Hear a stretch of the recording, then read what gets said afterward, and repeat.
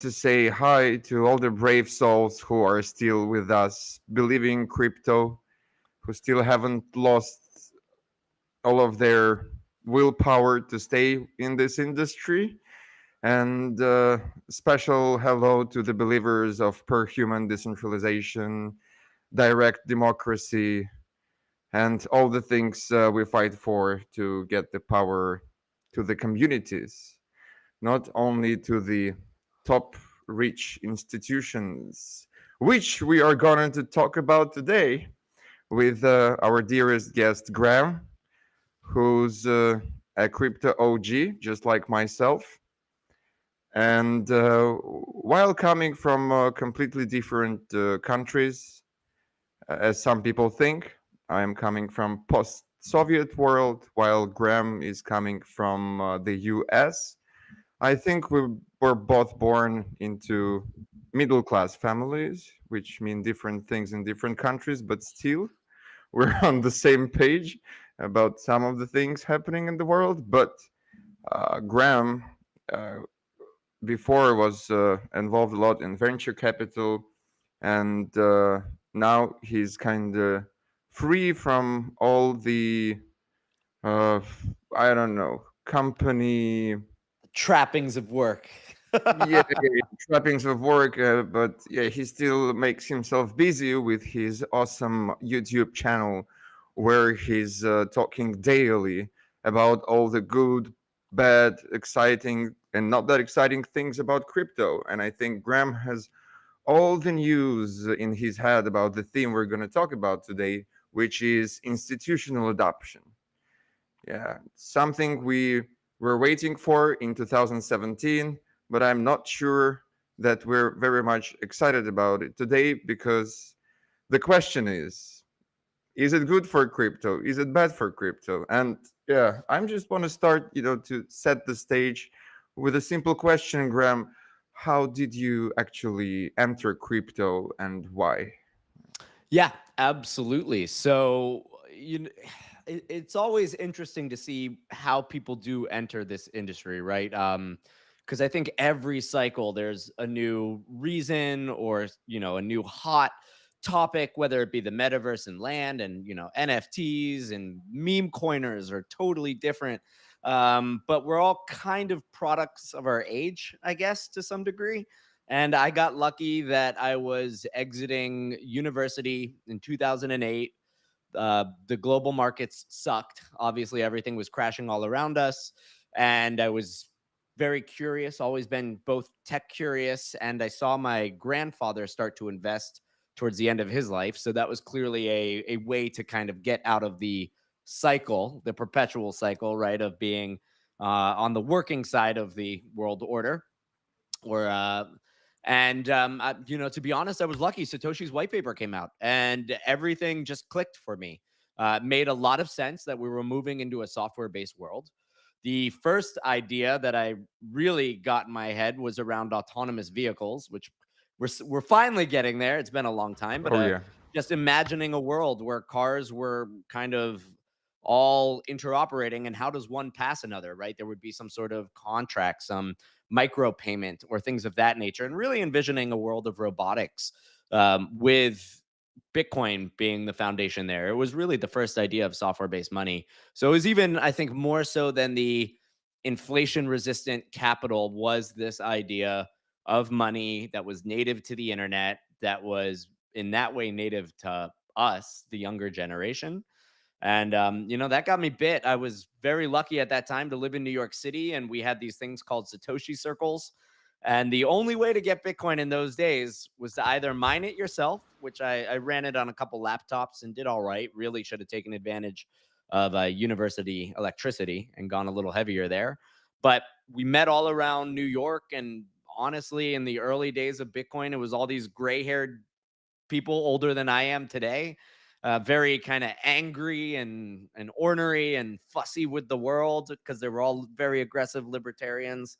And get to talking to them and see this world, and it was a unique and interesting place. And even by 2012, there was a Bitcoin center directly across the street from the New York Stock Exchange. So very early on, it was like something's happening here. And I want to be a part of it, and that hope and that excitement we can see has kind of waned today. And I think that's one of the topics of conversation. Oh my God, I didn't know you're that OG. It's more OG Yeah, than I well, am because unfortunately, everybody, you either made it or you lost it somehow. Tons of exploits. You had to get it through Mount Gox, right? So most people that I know had acquired Bitcoin, and then it all went down with Mount Gox. Lots of time to be brutalized and experience the pain that this industry can bring to you, along with some gains if you're lucky. I wonder if these OGs you met back then, gray hair OGs, are still around or if they're just hiding somewhere already. Yeah, that's a great question, and it's going to be something that it's always interesting to see that these very sort of outside the usual mental space people did gain so much wealth. So how will that wealth be utilized? How will it be distributed? I was a kid and I didn't have any money, so I didn't I didn't get too far with that. But then, of course, 2013 came around and Coinbase opened up, and finally there was a way to actually buy coins. I unfortunately was a little too busy to focus on the Ethereum ICO, and I started to buy ETH very quickly after it launched, but I did not take advantage of that amazing opportunity. And I think Coinbase really making it simple to acquire Ethereum, acquire Bitcoin, a couple of the other coins back then. Shapeshift was one of the only applications out there. We could call them dApps, right? And all you could do was swap tokens, which I got to say, to this day, it's still very funny how difficult it is to swap tokens across chains, across different landscapes. And that's a problem from the very beginning that has still not been fully solved. Yeah, that's more of a problem for retail side, but not for institutions. They have other kind of problems, which is the legality of holding these assets in the first place. And yeah, you probably remember the days of 2017 when everybody was like, ETF coming, ETF coming. Oh wow, so excited because I know the retail was cheering, waiting for them to buy our bags, let's say. Huh? And now we have the news about institutional adoption every week. Like last week, the biggest asset manager of Europe, right? They tokenized what 2 trillion of assets of pension funds. Even Yeah. don't remember the particular details. And if we talk exactly about this thingy, I wonder how will it actually. So it happened, but we didn't see any spike on Ethereum network, right? We didn't see pretty much any value for the crypto industry at all. We just saw the news and that's it. What's the reason for it? Like, what's the meaning behind this tokenization then? Yeah, we're in a very interesting space. I do think we have a problem with our lexicon that we keep using the word crypto as though it describes, I think, what you and I envision, which is decentralized ecosystems. I mean, we all got in on L1s that were so exciting. And now we're seeing the topic of, do L1s actually hold value? Like, I actually have some issue with thinking that these gas assets truly do. And when you get to proof of stake, and previously the energy consumption thing was a big issue with proof of work. I'm a big proof of work fan. I believe you are too, if I'm correct. Well, is it an issue or that's the explanation of the value on the network at the same time? Uh, this is a very big conversation that a lot of people I think, are having. And of course, if you want to get onto a network and you want to trade something like a tokenized piece of equity or a fund, I mean, how much gas do you really need to execute these things?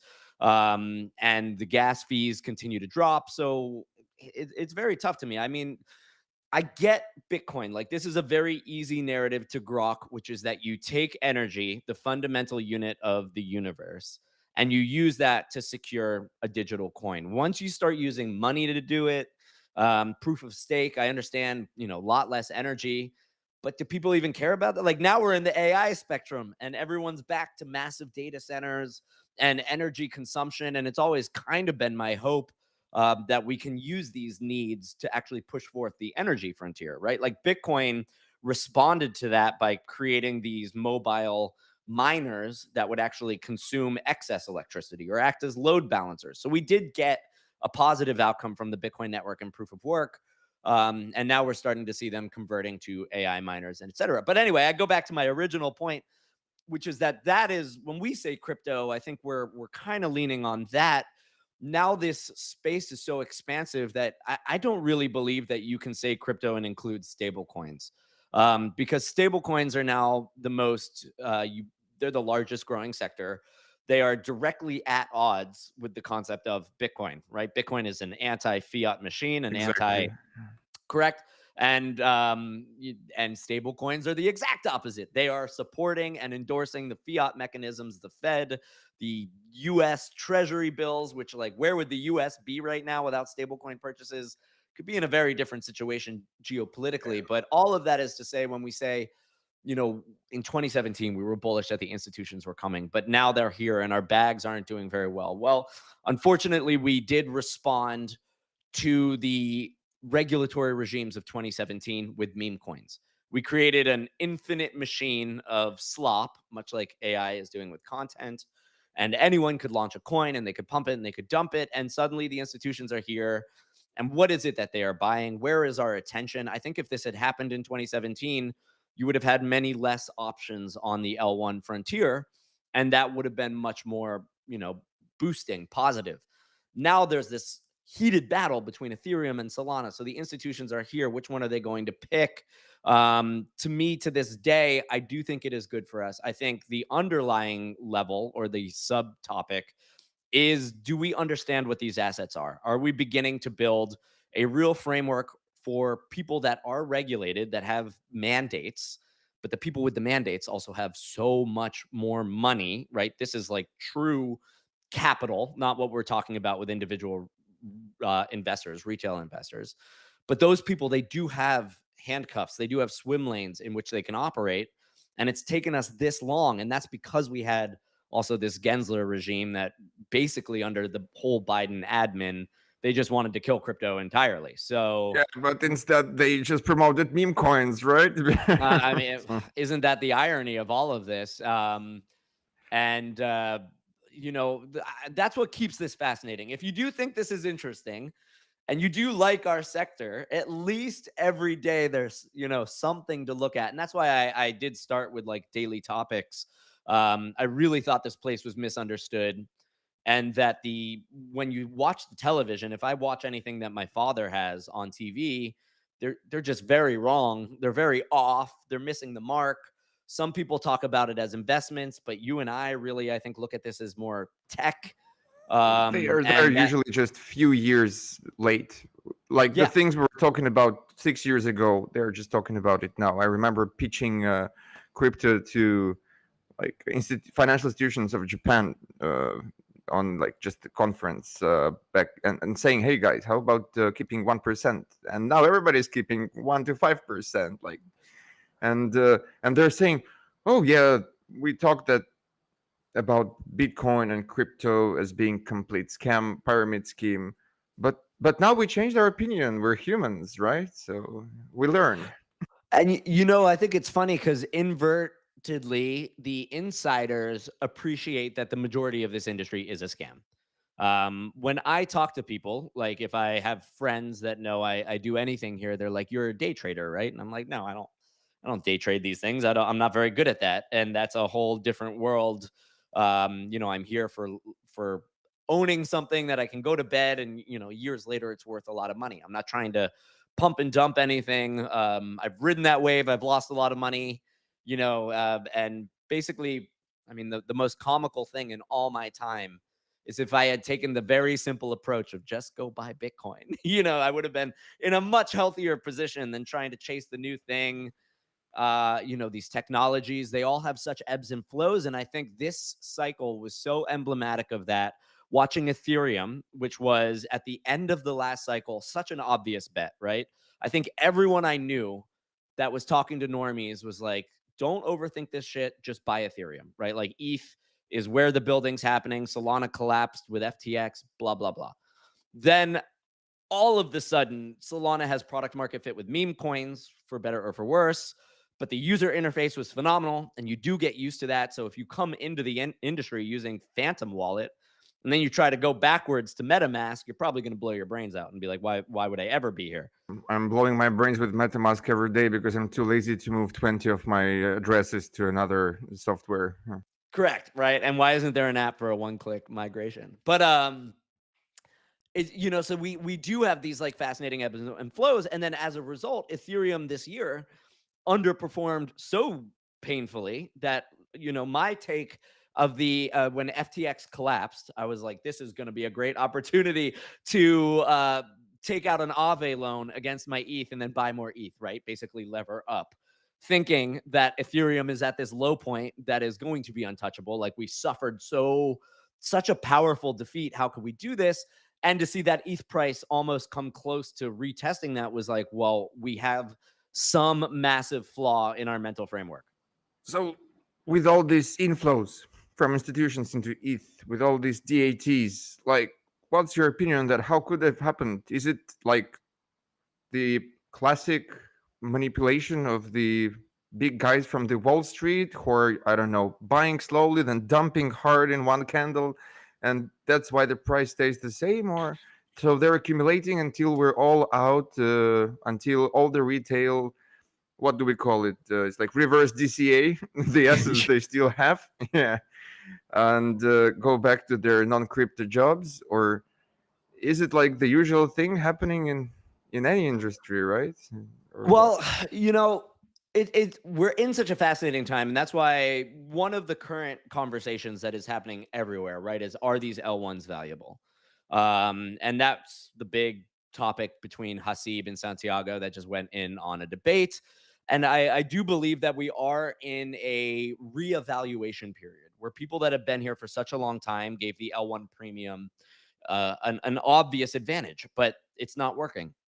We've seen so many layers launch, or so many infrastructure projects, and all we've really seen from new releases, new TGEs, is down into the right mechanics. And I think this is largely because our industry is just shattered. We have, once the ICO era ended, we started to do two things that were sort of at odds with each other, which was to increase the valuations of these projects before they had any product market fit. So if you remember the 2017 ICO wave, many projects raising at like a $10 million valuation. That is not even a seed round now, right? Like 10 mil is a nothing number, and that's absurd. But your software, right? And your scalable software that anyone can build out. So anyway, we're having these contentions, and then we ended up pre-selling everything to VCs. So we have all of this technical, well, no, I'm sorry, not technical debt. We have all of this actual debt from raising these rounds. And then, of course, you go into the TGE and people give away tokens to the exchanges, which is something that I think has brutalized a lot of people. We need to get away from the centralized exchanges and the marketing costs, and again, rewarding their communities early, because the exchanges want their people to win. Go You ahead. actually see it's already happening. I mean, just, on this note, Mega ETH is probably not going to give Binance allocation. Mono didn't give Binance allocation. And those exchanges, which are still more or less modest for their services and community provided, they're getting these listings. Yeah. Yeah, and there's another factor in that, which is you can go to the stablecoin markets if you're a big hyped L1, right? And you can go, hey, Tether, we want a Monad Tether liquidity base. I mean, Mega ETH actually had to roll back their initial pool for the Mega USDC pool because they accidentally over incentivized it, and they were like, shit, it's a farming pool, and like, we didn't want it to be.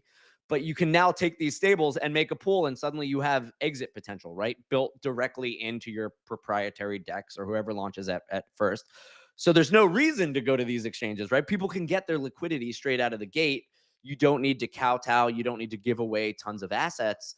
And yeah, I just think we got into such a feedback loop of actually bad economics, of everyone overvaluing these tokens. I mean, the valuations at $1 billion plus, absolutely crazy. And to be fair, a lot of this came out of 2020 when they were just printing money. But now we have retail with no money in their pockets, right? Like, they're concerned about their jobs.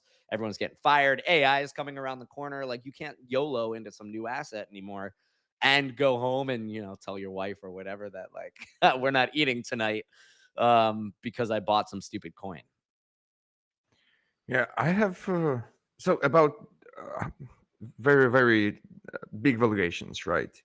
So the thing with layer ones and infrastructure is that unless they have these big valuations, they wouldn't be able to raise so much. And if you can't raise so much, you can compete with the protocols that are already there. So that's a good thing, more or less, because I'm as a founder of a infrastructure project who didn't raise 20 plus $1 million. I believe we didn't do a good thing, So we could have done better. We needed more. Great point. And on the other hand, I think that basically it's not only these high valuations that ripped off retail. It's all the over speculation that happened. This basically the industry is full of scammers that pretends to be not scammers, and eventually most of the people are burned, especially retail people are burned because VCs that we have, I believe they are a good thing. Like this anti VC narrative, I never understood that because they're in the same boat with us, unless they're buying at a very low valuations and then trying to low uh, low circulating supply, and sell it into the retail. Yeah, it happened too.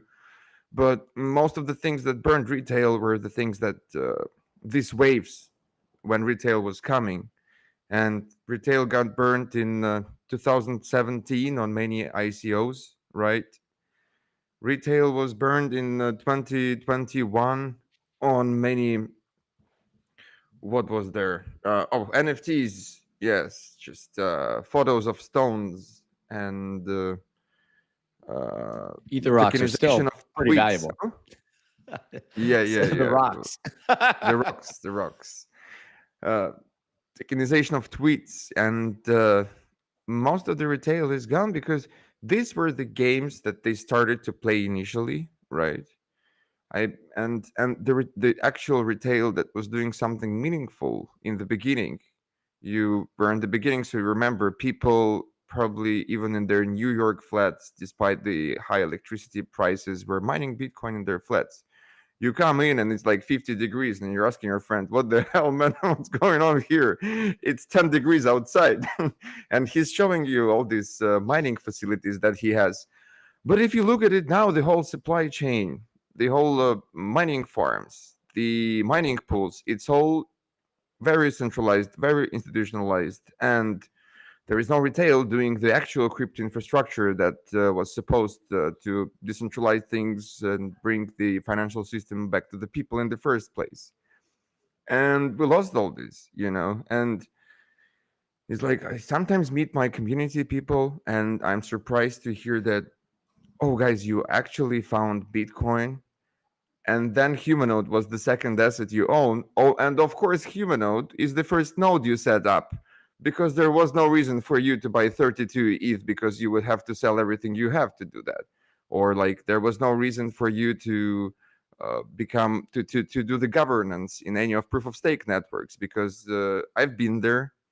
We were owning like 1% of Icon, which is now, well, nowhere in the timeline, but I still remember that one. we were talking directly to the foundation in the closed chat, deciding what to do next with the governance of the blockchain. And if you don't know foundation, your proposal will never go through. So you rarely see people who ever set up the real infrastructure, especially the last 5 years.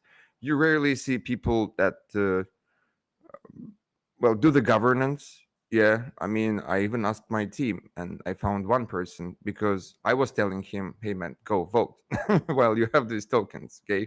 Because this vote will enable an upgrade, which will, well, make our lives better with the secret network protocol." It was, but yeah, there is no reason for people to participate in all these, and in the end, even proof of stake networks, even if they're small, it's all the uh, cabal for profit entities talking to each other and deciding what's happening.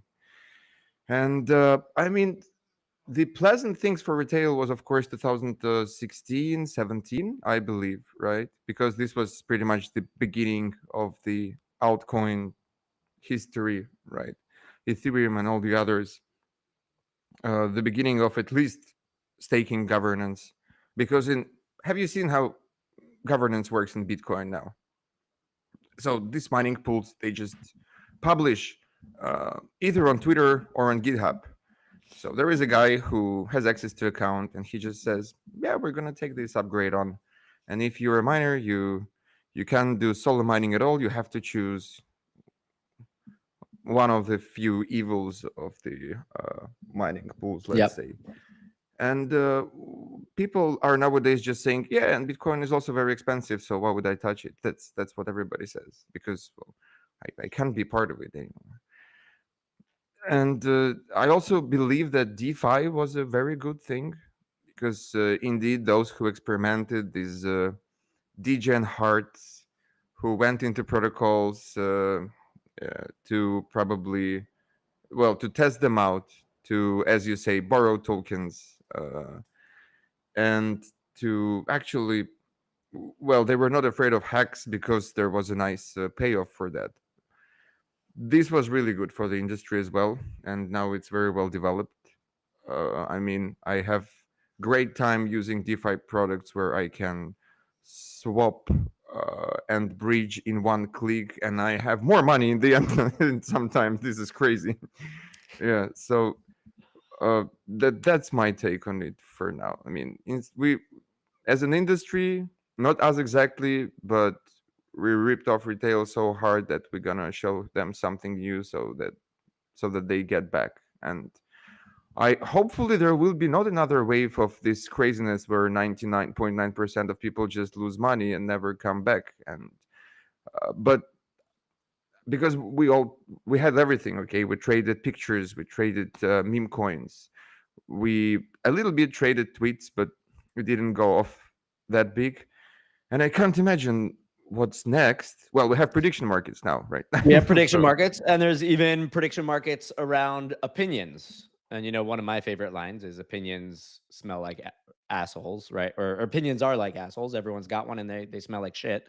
So we'll always find a way. The scamming of the normal man is unfortunately, I think, part and parcel with both the internet and anything financial related. So even the bank apps like Zelle and Venmo, like they have, I think Zelle almost closed down because they had as much fraud, if not more, than crypto.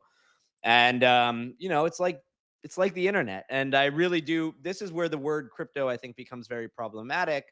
Is that they view it all as one consistent thing when each coin is like a different web page on the internet. So, like, if you go to one web page and it's obviously a scam, I don't blame the internet for that. I know that the internet is full of garbage and it's a terrible place if you don't know what you're doing, right? And that's where I fear that our industry's branding on a whole has gotten. And the other thing is that our tech has actually been so amazing at doing what it's supposed to do, right? Like Bitcoin became a store of value, but more realistically, Ethereum and the programmatic chains and stable coins move money so much better than the banks that we've seen in, I couldn't believe it, but Gaza, which has no infrastructure but has some mobile connection because of satellites, they're using crypto, right? You see it in Africa, you see it in places where there's no banking infrastructure, and they will use it, and that is a killer app, right? until regulators stop them, yeah, before they Yeah, get everything under their feet. Yeah.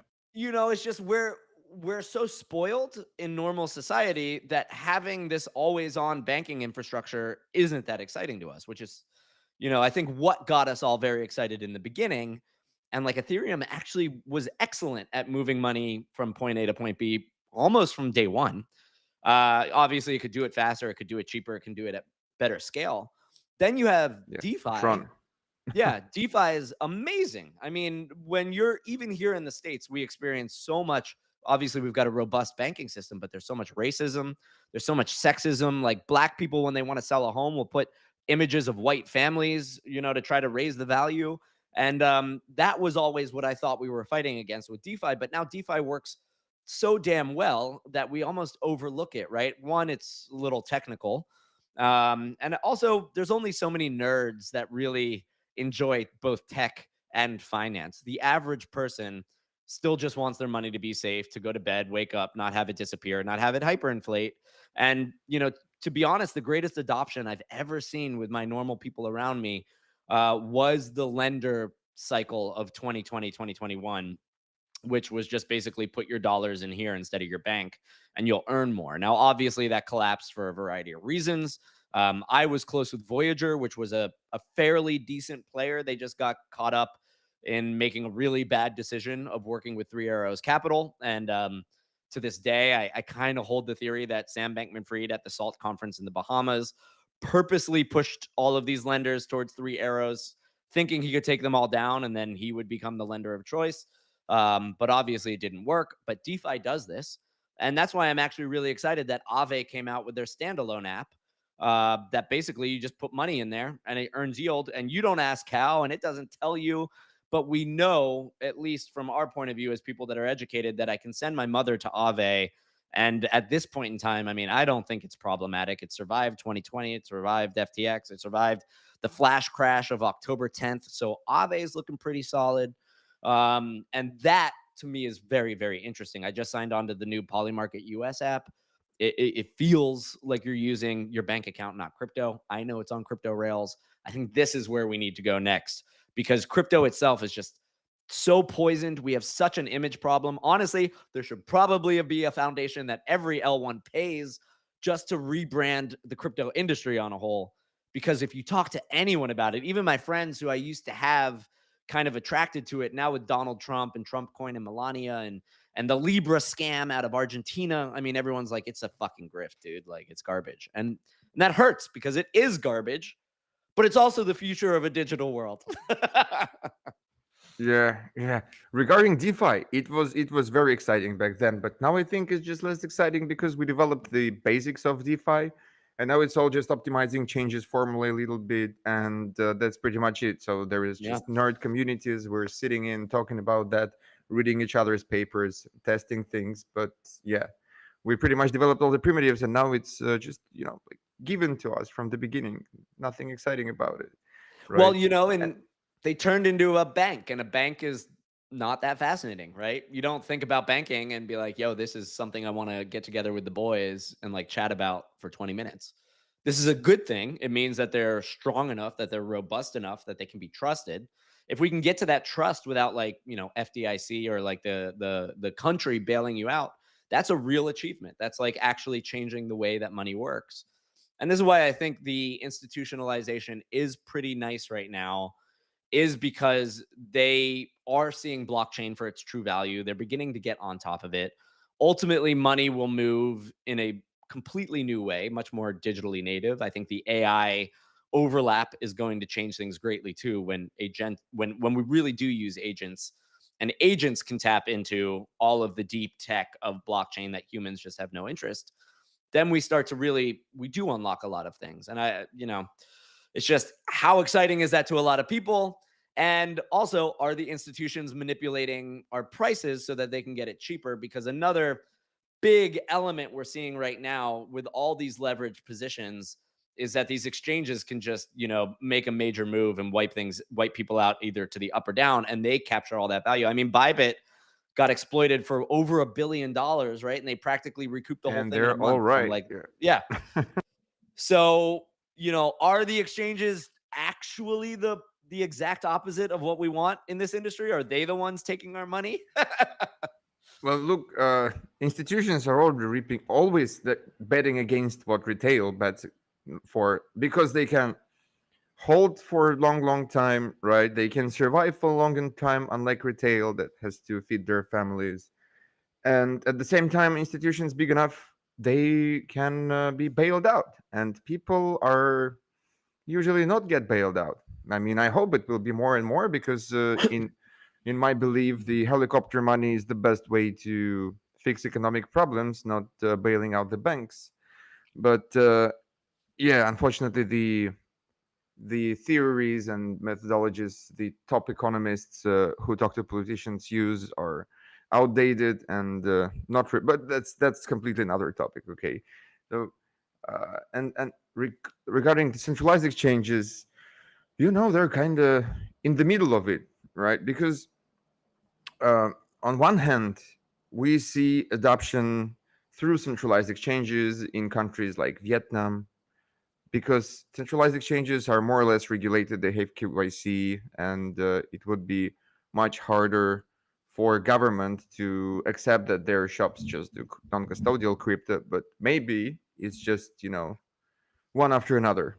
So hopefully it will not stay at the just usage of centralized exchanges to pay in the shop, etc. In Vietnam, it's crazy. Like you can pay a granny on the street for the greens she sells with Bybit. Yeah. That's true, and that's awesome.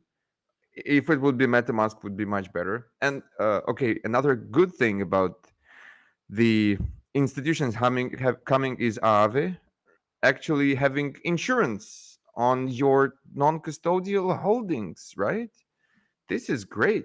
I mean, this is what you could never have before. Insurance companies would never get into crypto because they would be afraid of just the whole protocol being wiped out by one North Korean hacker.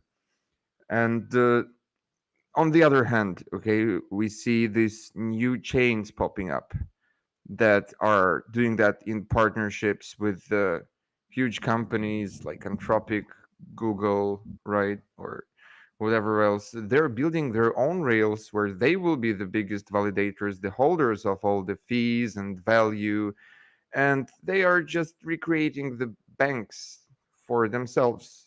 You see, is it much of a difference? Is they are just using crypto tech and crypto rails to So get the the power. benefit I'd say there though is that they've tried that time and time again, and the public chains have always won out. And at this point in time, there's just too much money and value in the code. But this is again the concern with Ethereum is that they actually built it all. Um, they spent all this time on R&D, and then with the L2 solution, somebody can just go run their own like more centralized L2. And this is sort of where Dotto's question comes in, right? How bad is institution buying the underlying infra of Web3, making the whole space less decentralized? This is like a proof of stake question. Is the decentralization in the asset ownership? I still think it's largely in the governance, as long as the governance can push back. And we don't really know the impact of these ETFs holding all this weight, and are they focusing on any of the Bitcoin updates? Right now it doesn't look like they are. It seems like the Bitcoiners are still kind of doing their thing. But you're entirely right, like the hash power consolidation is more concerning than But the Bitcoin ownership. yeah, but again, uh, the ownership of money is has never been decentralized, and proof of stake.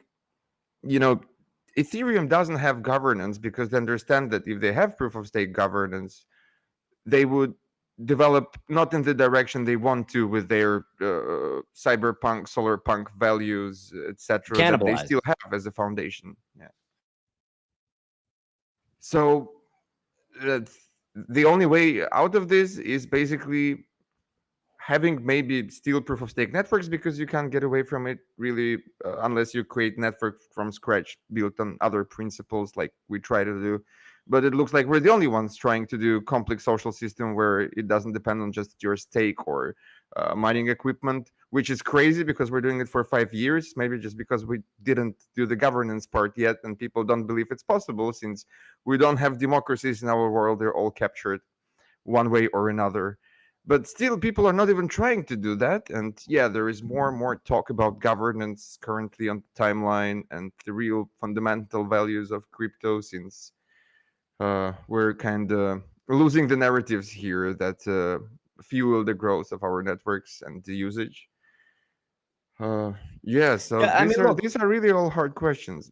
governance is extremely hard, and I think early crypto it pulled a lot of us in because we hadn't been jaded yet, right? People were like, oh, there is a new format for governance, but obviously this has been being tried by mankind since the pre-Bible, right? What is religion if not also a form of governance trying to help people get their lives together? And now, all of us participated. And I've been in so many DAOs when the DAO focus was huge because we were like, we can do this. But it's like you said, democracy is very, very hard. And like it does get captured. And after you see this, if you've put in your energy, it's a selfless thing to be a very active participant in governance, somebody that can actually help things move forward. Even if you're invested in the asset, you don't get paid for that energy, right? And I think we're seeing that even more if the asset price goes down, and you're like, I've spent 5 years of my life pulling my hair out trying to get these, short term people aligned or whatever. So in some ways, I do think our industry is beholden to the younger generation to say, hey, we need to educate people way to be curious, in a way to volunteer your time, because the when I grew up, the governance clubs like the Model UN or something, those weren't big clubs. Those weren't like the interesting kids. Those weren't the cool kids. But that's exactly what this is like, do you want to experiment with governance? That's a limited section, and we do need to do outreach and talk to younger people and be like, hey, the crazy thing about governance is that it's never solved, right? It's always something that's in flux. It's always a battle between the people that want to take it over and the people that want to keep it, open and whatever. And that's hard. That's just a very hard thing. It's exhausting. Yeah, and to do that, we gotta kind of make people participate finally. Yeah. And people are not gonna participate if you tell them, well, the amount of money you have equals your voice. To be honest, so when we say people, hey guys, we have voting here, and it's anyone can vote as long as they either set up a node or they just went to the Discord, prove they're unique human. Now you can participate in the contest where the founder won't decide who will win, and they're like, oh yeah, really? This is happening, wow. And they come cast their proposals, even like we're doing it experimental stage without on-chain complex system which we're currently building. But I believe that in order to get people like really excited about crypto again, there are just two things. Okay, one thing is we develop a new form of uh, very very speculative trading, like gambling style, again and again, because people are gonna gamble because our financial system and the wealth distribution and the mobility is worse and worse every year, and that's why people speculate. I completely agree with them.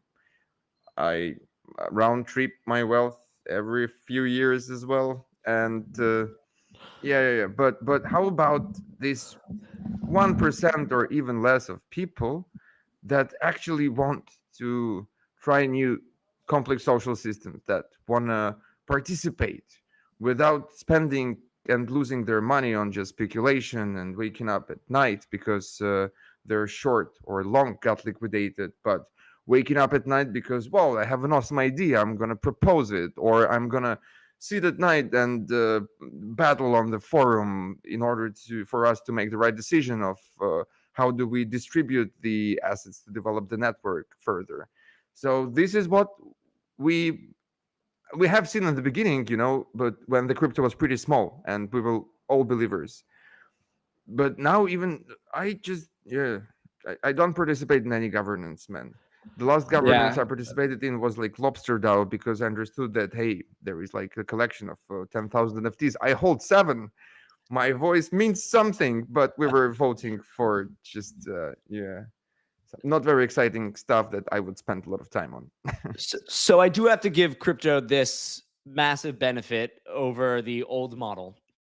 And this is something I held basically my entire time here, and I've seen it manifested, and I think it will only increase as time goes on, which is that under the formal financial model, there was very little room, if any, for someone from the outside, for your average person to have any impact on how money works, right? Just it was bankers, and bankers would come up with some new product like subprime mortgages because it would make them a lot of money. With crypto, with blockchain, with open source technologies, with this, ability to learn from your computer, we do have the opportunity, and we do have players in this sector that are like 12 years old that said, hey, I have to do a science fair project, or I'm just curious and I'm going to build something on my own. And now the tools are available for them to launch something that is impactful and could potentially change the financial landscape. I think that accessibility is extremely cool. One of crypto's biggest issues is that everyone that's older than you and me probably hates this and is never going to use it because they grew up writing checks. I wrote a check the other day. I had to write the numbers in letters, and I was like, what is going on here? I Never don't used it in my understand. life. Yeah, it's so archaic and weird. It was like engaging with dinosaurs. But I can't see any world where my child does not open a Web3 wallet years, if not decades, before a bank account. Why would they ever go to a bank, right? Like, what does it do? Suddenly, the bridging from a bank, taking cash out of an ATM, going to a teller, and having to talk to a human, like these are sort of the frictions that when Ethereum and the L2 bridges can get rid of. And I think Solana has a big advantage in this world. It's just everything's composable and it's easy. But like, how will the next generation ever not be primarily on Web3, right? And then they become fully accustomed to it, and then it becomes just the de facto system, which is, I think, where we're moving towards. But right now, we have tons of old people that are used to some old system, and they're comfortable, and they don't want to change, and they need to die out first.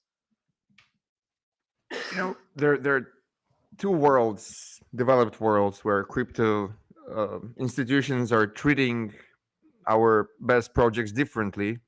In US, on one hand, there is an ongoing war between, let's say, Coinbase and Gemini and all the guys who kind of try to become not just crypto exchanges but neobanks, offering people a direct like return on holding their assets, like basically almost the whole treasury interest rate that you could have in the treasuries. They're giving Yeah, it back to the users, and the banks are like, what are you doing? You can't do that. No, no, no, no, no, we should prohibit that. This and is that's a good crazy. sign. I love that part, but look at the Europe. They're trying to, well, basically make everybody use the messaging protocols that they created. They are restricting crypto transfers. They are restricting cash usage. They are restricting the volume you can get out from your bank into cash.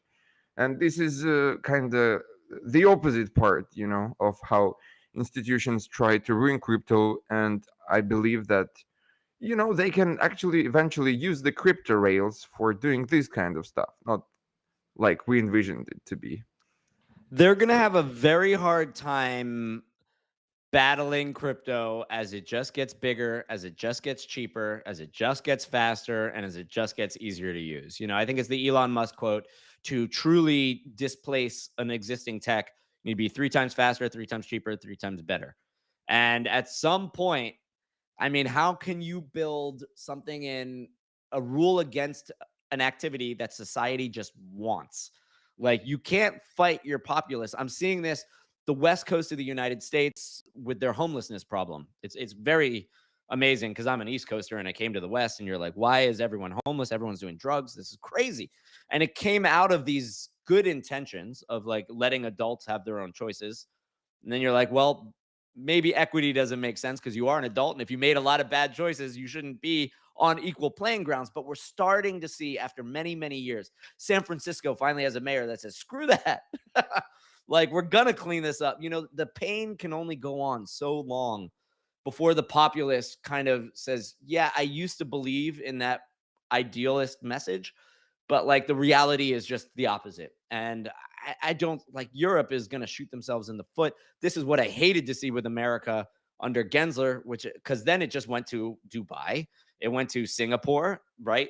Even China has been more willing than the old US regime to look and engage with some of this crypto stuff. So like but the fact is, it continues, right? It doesn't die.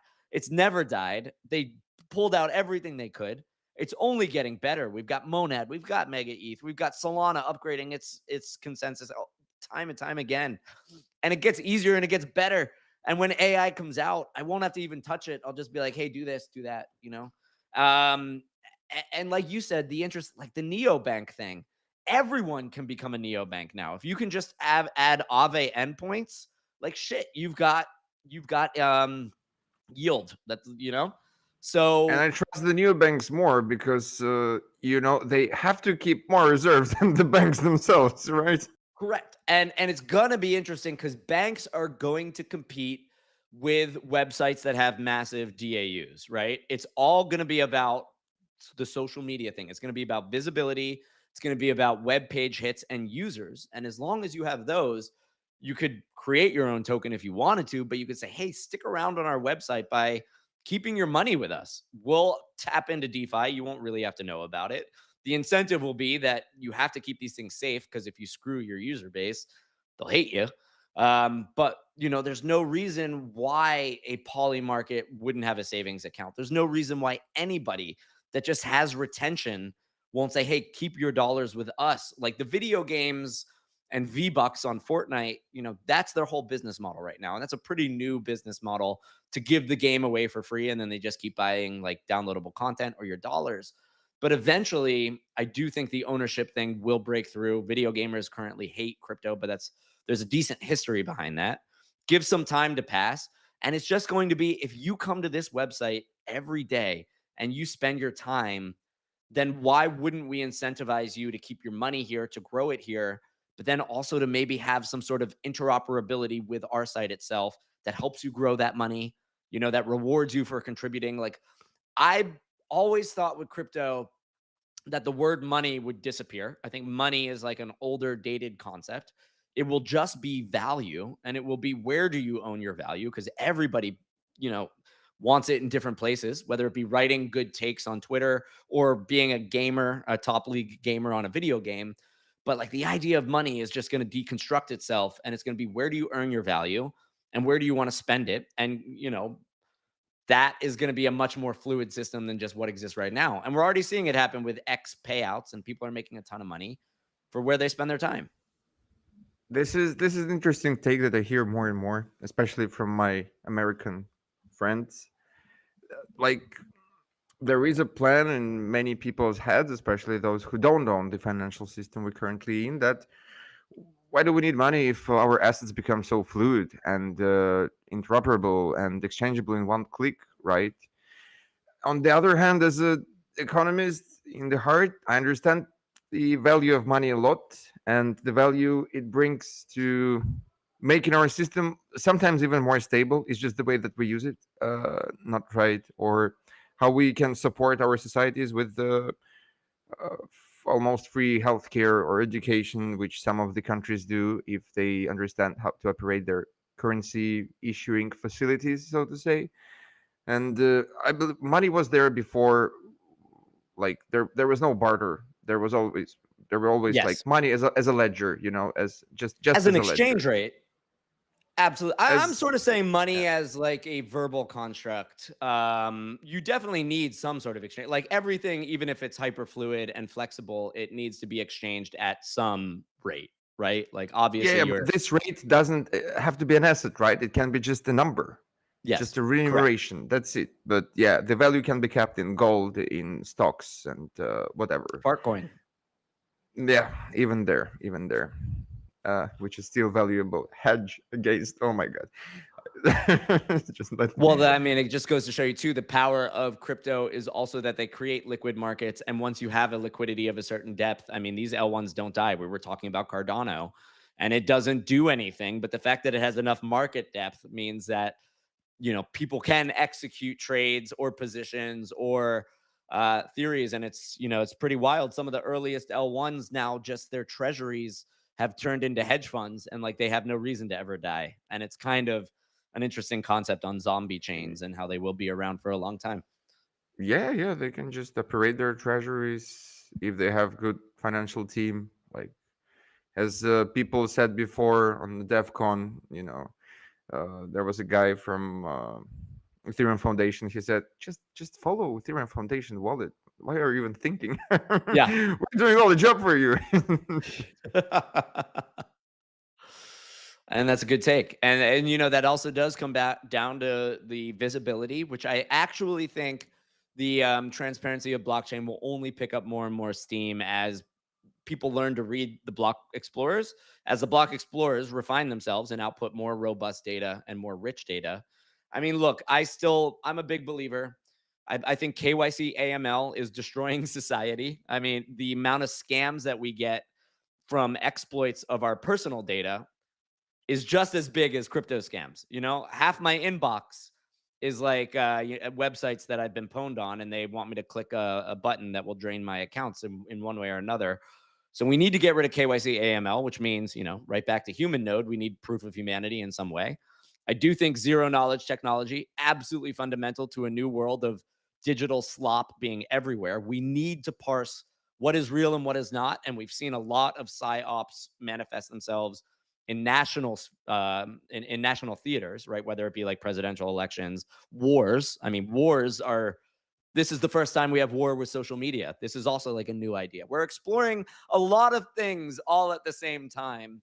What was it? It's Lagrange wants to partner with Anduril to say, hey, if a drone fires a missile, we want to audit the thought process of why did it fire that missile. That should be a zero knowledge hash that is stored there. So there's a lot of things that we really need. Now, does the retail public give a shit about this?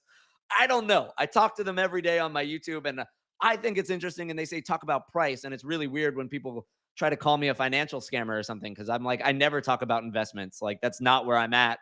I'm trying to talk about the tech.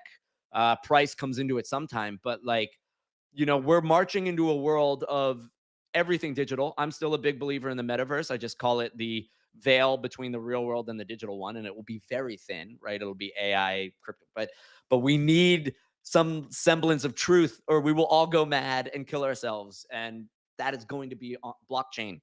Money is the first format of like where we need things to be true, but we also need information to be true. So there's a lot of interesting stuff that we still have yet to achieve, and we can achieve it, but does the public care? And I think eventually we'll get our mojo back. I do think regulations will be very helpful, because then people can build real businesses with like real value capture, and that's what we've been so needing for such a long time. And that's still in the future. We don't have these bills yet. So it's Yeah, boring. unless the regulation goes the way like it goes in Europe. But that also might be good because that's when people can revolt, right? And say, "What the hell? What the hell are you Correct. doing? I'm moving to like Serbia, okay? It's still Europe, but it's not European Union, so Look, the fact of the goodbye matter is everybody." Europe's rules can still be worked around. Like, that's the power of blockchain. If you want all your money in Zcash, you're not going to be able to generate yield. You can't buy a house with that, right? But you can get past all those rules. So, you know, we have a balancing pendulum of how this industry works and it responds. And again, you know, blockchain's killer use case is like you don't really need it until you really need it.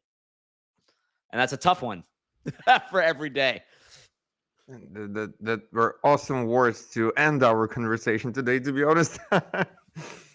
Yeah, and I still believe that we're gonna give people meaning to start actually participating in all these things, because our idea is that once we manage to build a, the parallel system where people have direct participation, direct democracy, direct voting, and all these things when you can actually propose things, then if we do it in a parallel world on the internet, it would be even easier to adopt it in a local environment, local communities where people already know each other and trust each other more. So even if it worked with people in community who don't know each other, who don't trust each other, it can be easily then, you know, basically transferred as a technology to the local communities. And maybe I'm still like somewhere in Europe, because Europe is kind of always the cradle of democracy. And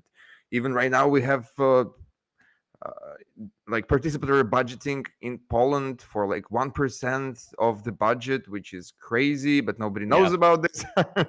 Yeah. And in New York, there was an experiment. I don't know if you remember this one because you lived back then when this experiment was there. And I believe that, well, this is another part where crypto can be helpful. Okay. Not only Oh, are you talking transfers about the of local assets. grid? I don't remember how it's called, but it's one of the biggest experiments in participatory budgeting ever. It was in New York. Oh, check it Yeah. out. Okay. They did have a neighborhood that was all connected to their own grid, and they used blockchain. Oh, This was a long time ago, and it was an energy exploration. Which it was without blockchain. It was without blockchain. oh, okay, I'll check it out. Yeah. Cool. So these are all exciting things crypto can bring us, and we're working on them. And Yes. yes, I yes, think the and word we're still crypto here. is what needs to be addressed. The word crypto Okay. needs some love and some hope and probably a branding agency to run it for a little while. That's an interesting take. Yeah. Maybe you can set up this foundation for all the foundations, man. Starting to get bored. Let's see. Yeah, I'm very curious what would be next in your journey as an OG, because I know you're looking for many, many things you can work on and you haven't chose one. So the one that you choose, I'll be probably very excited on as well. So keep us updated on that. Okay. You know it. And thanks for Yeah. having me on. This was an absolute blast. Yeah. Thank you, Graham. It was a perfect podcast. And again, thanks for coming here and making all listeners believe in crypto again. Don't lose hope, ladies and gentlemen. We'll try to make good things of the word crypto, not bad things. Yes. Yeah. There we go. I've already had my impact. Nice, nice.